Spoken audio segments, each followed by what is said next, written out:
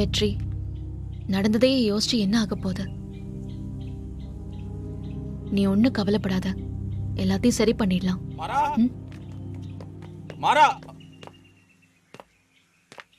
உங்களை தேடி கீழே போனா மேல என்ன பண்ணி? சரி, அதை விடு. ஸ்டேஷன்ல என்ன நடந்தது? என்ன பிரச்சனை? சொல்லு மகா, உன்ட்ட தான் கேட்டுட்டு இருக்கேன். என்ன தவிர ஸ்டேஷன்ல இருக்கிற எல்லாருக்குமே தெரிஞ்சிருக்கு மகா. ஒரு ஷூட் அவுட் நடந்திருக்கு, ஒரு கால் பண்ணி சொல்லணும்னு உனக்கு தோணவே இல்லையா? ஸ்டேஷனுக்குள்ள பூந்து தூக்குற அளவுக்கு அவன் தான் அவ்வளோ பெரிய. உன்ட்ட தான் மகா கேட்குறேன். Sir, I am serious about this. Sir tension ஆகாதீங்க சார். அர்ஜுன், கொஞ்சம் அமைதியா இருங்க.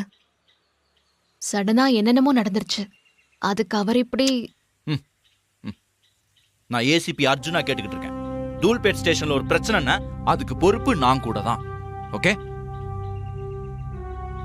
சோ மாறன், நீ சொல்லிதான் ஆகணும். என்ன பிரச்சனை? அந்த ஷூட் அவுட் பின்னாடி யார் இருக்கா, என்ன பிரச்சனை, எல்லாமே உனக்கு தெரியும். இதுக்கு மேல உன்னால என்கிட்ட மறைக்க முடியாது. சொல்லு.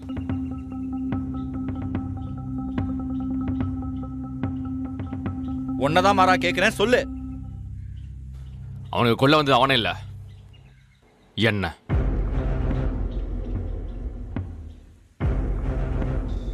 என்ன சொல்றேன்னு எனக்கு புரியல மகா. நம்ம ஸ்டேஷனுக்கு ட்ரிபிள் மர்டர் கேஸ் வந்துச்சே, அது சம்மந்தப்பட்ட வச்சு மாறன் நான் தான். 3 குழந்தைங்க காணாம போனாங்கல்ல, அதுல ஒருத்த நான் தான்.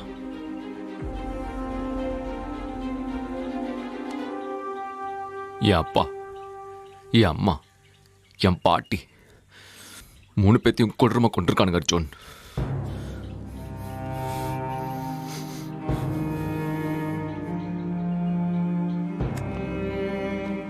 நீ ஹோம்ல வளர்ந்தான்னு ரெக்கார்ட்ல இருக்கு. நீ அனாதன்னு கூட. ஆமா அர்ஜுன், அனாதை ஆக்கப்பட்டவன், சொந்த ஊர்ல இருந்து துரத்தப்பட்டவன், என் அடையாளத்துல மறைச்சு ஓடி ஒளிஞ்சு வாழ்றவன்.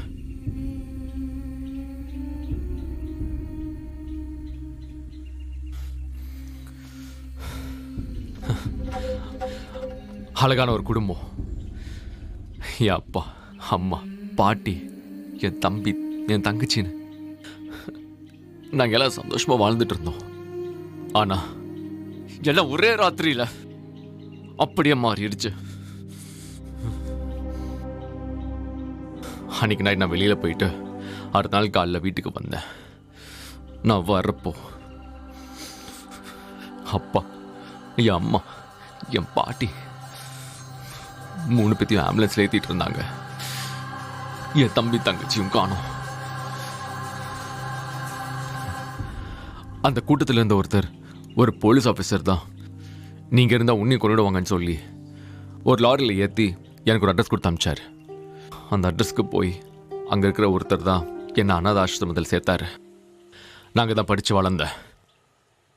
அங்கே தான் ஐபிஎஸ் ஆஃபீஸரும் ஆன. 20 வருஷம் கழிச்சு ஏசிபி ஆகி தூல்பேட் போலீஸ் ஸ்டேஷன் வேணும் கேட்டு வாங்கி வந்தேன். நான் எப்படியோ தப்பிச்சிட்டேன். ஆனா என் தம்பி, என் தங்கச்சி என்ன ஆனாங்க, எங்க போனாங்கன்னு தெரியாம பைத்தியக்கார மாதிரி சுத்திட்டு இருந்தேன். என் குடும்பத்தை ஏன் கொண்டானுங்க, யாரு பண்ணாங்கன்னு ஒன்னும் புரியல. ஆனா அர்ஜுன், என் தம்பியும் தங்கச்சி உயிரோட தான் இருக்காங்க.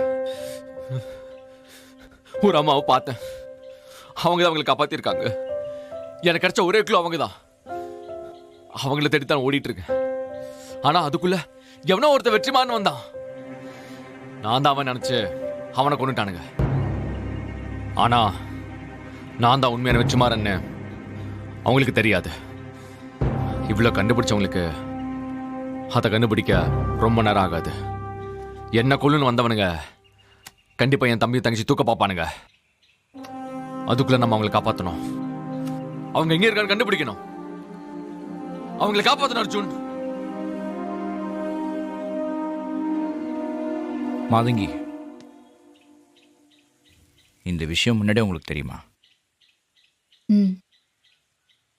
நானும் வெற்றியும் சின்ன வயசுல இருந்தே ஒண்ணா வளர்ந்தோம். நாங்க சைல்ட்ஹுட் ஃப்ரெண்ட்ஸ். அன்னைக்கு படத்துக்கு கூட்டிட்டு போனது நான் தான். அவரோட 20 வருஷத்தோட பெயின்ல எனக்கும் பங்கு இருக்கு.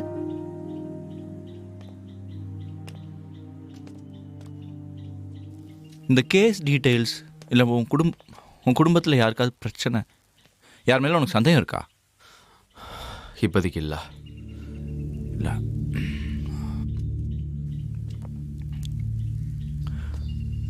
மகா, உன் குடும்பத்தை அழைச்சவனை, உன் தம்பி தங்கச்சியை கொல்லணும்னு நினைக்கிறவன், ஏன் ஒன்றை தொடணும்னு நினைக்கிறவன் கூட இனிமேல் நான் சும்மா விட மாட்டேன். நான் யாருன்னு காட்டணும்ல. இது வரைக்கும் நீ எந்த வெளியோட தனியாக சுற்றிட்டு இருந்தாலும் எனக்கு தெரியாது. ஆனால் இதுக்கப்புறம் அந்த அவசியம் இருக்காது. உன் கூட இந்த அர்ஜுன் இருக்கேன், பார்த்துக்கலாம். இந்த கொலையாளியை கண்டுபிடிக்கிறத தாண்டி உன் தம்பி தங்கச்சியை உயிரோடு உன் கையில் கண்டுபிடிச்சி கொடுக்க வேண்டியது இந்த அர்ஜுனோட பொறுப்பு. என்கிட்ட விட்டுரு.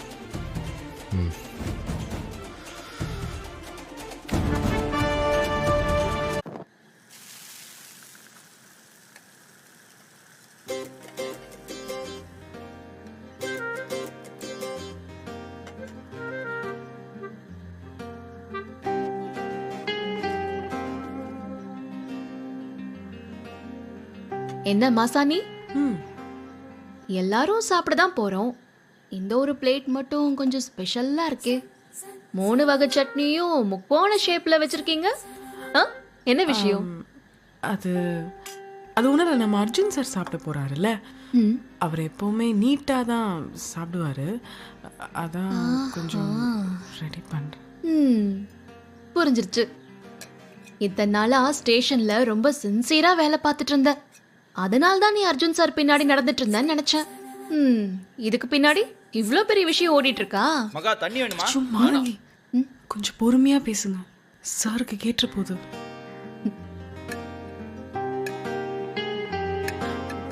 சார் எங்க இருக்காரு, நான் எங்க இருக்கேன் மாதங்கி? அவர் பெரிய ஏசிபி, நான் ஒரு சாதாரண ஹெட் கான்ஸ்டபிள். இதெல்லாம் செட் ஆகுமா மாதங்கி? ஆனா எனக்கு அவரை பிடிக்கும், மற்றபடி வேற ஒன்றும் இல்லை.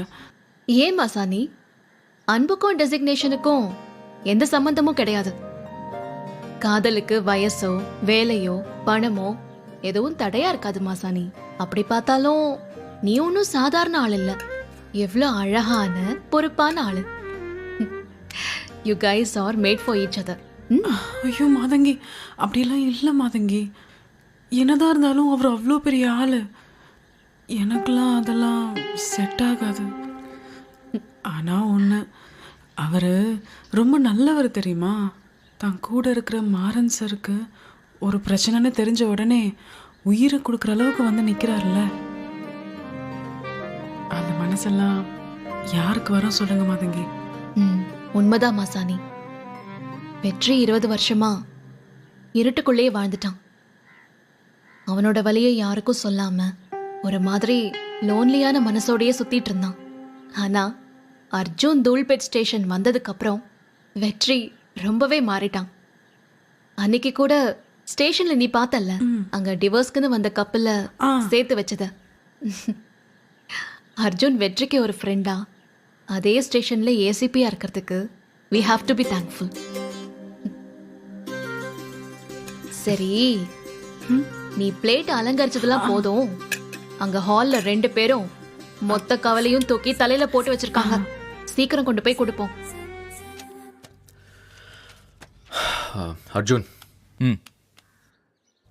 ராஜுவை கொன்னவனுக்கு அவனுக்கு பின்னாடி ஒரு பெரிய நெட்வொர்க்கே இருக்கு. அவனை கண்டுபிடிக்கிறதுக்கு ஒரு லீட் கிடச்சிருக்கு.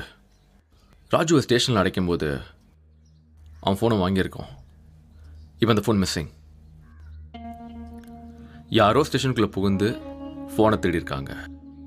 ஸ்டேஷனுக்குள்ளே புகுந்து தூக்குறாங்கன்னா அந்த ஃபோனில் ஏதோ முக்கியமான இன்ஃபர்மேஷன் இருக்கணும். அந்த ஃபோனை இப்போ நான் எப்படி ட்ராக் பண்ண சொல்லியிருக்கேன். அது சுவிட்ச் ஆஃபில் இருக்கு. அதை ஆன் பண்ணால் நமக்கு ஒரு டைரக்ஷன் கிடைக்கும். ஸ்டேஷனுக்குள்ளேயே இன்ஃபார்மர் இருக்காங்கன்னா நோட்டீஸ் பண்ண வேண்டிய விஷயம் தான் அது. Okay, thank you. போதும். தோசை அள்ளுது. யார் சுட்டுது? மாசாணி தான் சுட்டா. நல்லா இருக்கு மாசாணி. Thank you sir. அது என்னமோ தெரியல அர்ஜுன், ம் உங்களுக்கு நான் மட்டும் ரொம்ப ஸ்பெஷலா கேர் பண்ணிக்கிறா. இப்போ அந்த சட்னியை கூட ஒரு 10 நிமிஷமா டிசைன் போட்டா தெரியுமா? தேங்க்யூ மாசாணி, நல்லா இருக்கு, உண்மையிலே நல்லா இருக்கு. Thank you sir. இதுக்கு போட்டோம். ஐயோ சார் சார் ஒரு நிமிஷம் சார்.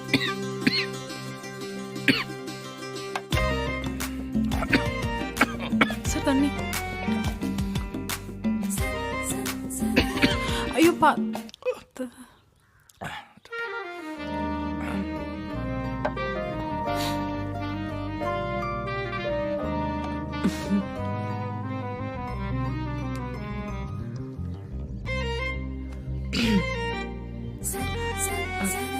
சார் உங்ககிட்ட ஒன்று சொல்லணும்.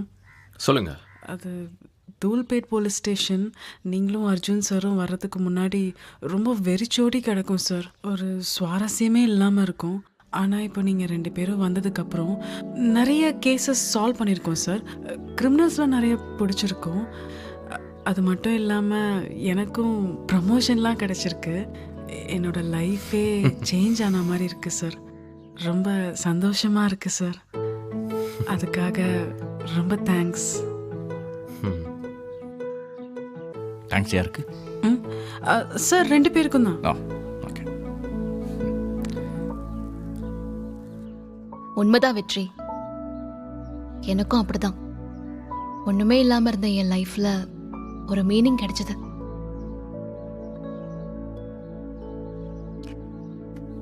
ஏய் கவலைப்படாத, கூடிய சீக்கிரமாவே உன் தம்பி தங்கச்சியை கண்டுபிடிச்சிடலாம். அதுக்கப்புறம் நாங்க எல்லாரும் உன் கூட இருப்போம். ம் ம் நீங்கள் 2 பேரும் ஃபீல் பண்ணி அவனை இன்னும் அழுக வச்சுருவீங்க போல இருக்கு. அவன் தம்பி தங்கச்சியை கண்டுபிடிச்சதுக்கப்புறம் அவங்களுக்கும் இதே மாதிரி தோசை கொடுப்பாங்க. என்ன மாசாணி, ஆ நல்லதானே இருக்கு இல்லையா? ஆ சார் சட்னி வைக்கணுமா சார்? ஆ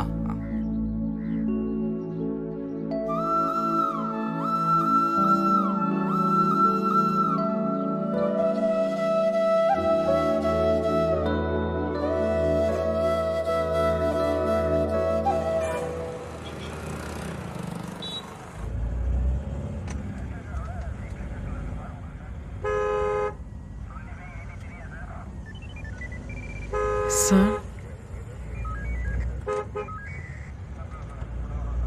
சார் ம் ஏன் சார் ஒரு மாதிரியா இருக்கீங்க? நீங்க இவ்வளோ அமைதியா இருந்து நான் பார்த்ததே இல்லையே.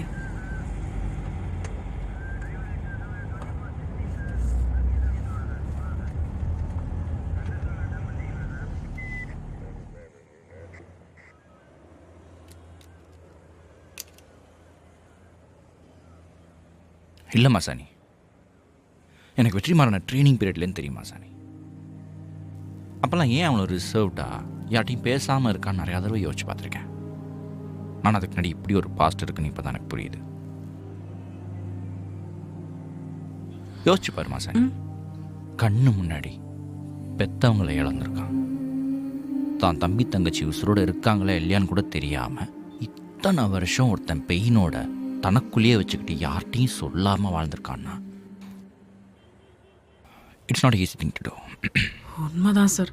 இந்நேரத்துக்கு சாதாரண ஆளாக இருந்தாங்கன்னா தான் குடும்பத்தை கொண்டவங்களை பழி வாங்கணும்னு என்னைக்கோ தப்பான வழியில் போயிருப்பாங்க சார். ஆனால் மாறன் சாராக இருக்கவே அவரே ஐபிஎஸ் படித்து ஏசிபி ஆகி நம்ம ஸ்டேஷனுக்கு வந்து சட்டப்படி தான் பழி வாங்கணும்னு நினைக்கிறாருல்ல சார். அது ரொம்ப பெரிய விஷயம் சார். மாறன் இப்போ ரொம்ப எமோஷனலாக இருக்கான் மாசாணி. அவன் தம்பி தங்கச்சி உசுரோட இருக்காங்கன்னு தெரிஞ்சு அவனால் ஒன்றும் பண்ண முடியல. கொலைகாரனோட ஃபுல் ஃபோக்கஸும் இப்போ மாறன் மேலே தான் இருக்கும். அவனோட டார்கெட் அடுத்து இப்போ வெற்றி மாறினா கூட இருக்கலாம். ஐயோ நினச்சாலே ரொம்ப பயமாக இருக்குது சார். அவனுக்கு எப்படியாவது ஹெல்ப் பண்ணணும் மாசாணி. அவன் தம்பி தங்கச்சியை எப்படியாவது கண்டுபிடிச்சி கொடுக்கணும். 20 வருஷம் கழித்து வெற்றி மாறன் ஒருத்தன் வந்ததுக்கப்புறம் தேடி வந்து ஒருத்தன் கொலை பண்ணியிருக்கான் அப்படின்னா முதல்ல அந்த கொலைகாரனை கண்டுபிடிக்கணும். அவன் யார் என்னன்னு பார்க்கணும். அவங்க முந்துறதுக்குள்ளே நாம் முந்திக்கிறது தான் கரெக்ட். இதை நான் ஏசிபி அர்ஜுனா சொல்லலை, மாறனோட நண்பன் அர்ஜுனா சொல்கிறேன்.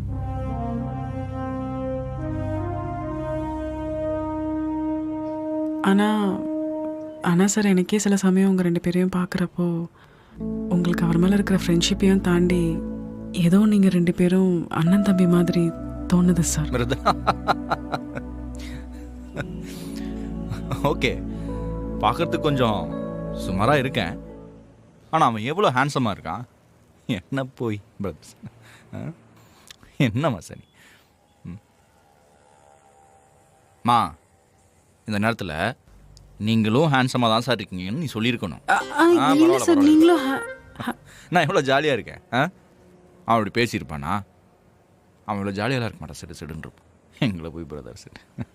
ஆனால் சார் நீங்கள் வெளியே தான் பார்க்க ஜாலியாக இருக்கீங்க, ஆனால் உள்ளுக்குள்ளே ரொம்ப ரெஸ்பான்சிபிளான பர்சன்.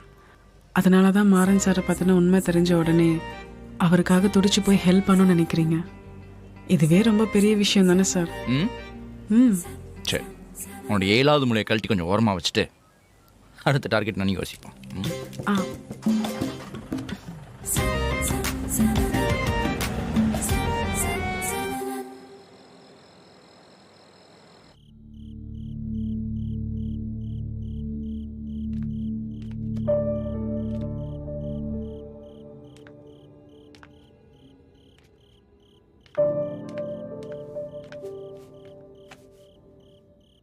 வெற்றி, இன்னும் உன் மனசு அமைதியாகலையா? அர்ஜுன் வந்து அவ்வளோ தைரியம் சொல்லியும் உன் உடம்பு மட்டும்தான் இங்க இருக்கு, உன் மனசு வேற எங்கேயோ இருக்கு. என்னதான் யோசிக்கிற வெற்றி?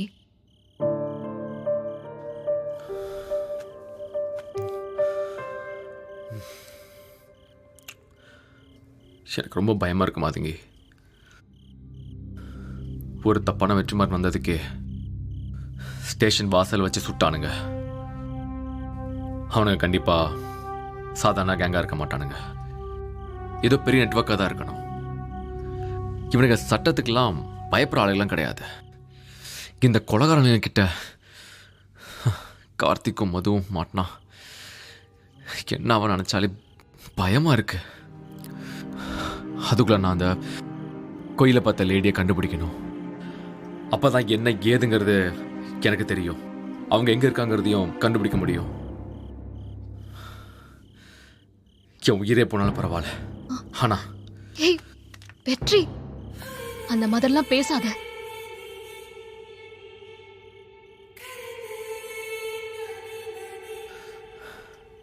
நான் தான் உண்மையான வெற்றிமாறன்னு தெரிஞ்சா உன்னை சும்மா விட மாட்டாங்க. ஆல்ரெடி நான் ஒரு வாட்டி என் குடும்பத்தை நான் இழந்துட்டேன். நான் மறுபடியும் இழக்க தயாரா இல்லை. கார்த்திக், மது, இப்போ நீ உங்கள் 3 பேர்கிட்டையும் அந்த கொலைகாரனோட நிழல் கூட நெருங்க விட மாட்டேன். நீங்கள் 3 பேரும் தான் என்னோட உலகம். உங்களை நான் பத்திரமா பார்த்துப்பேன்.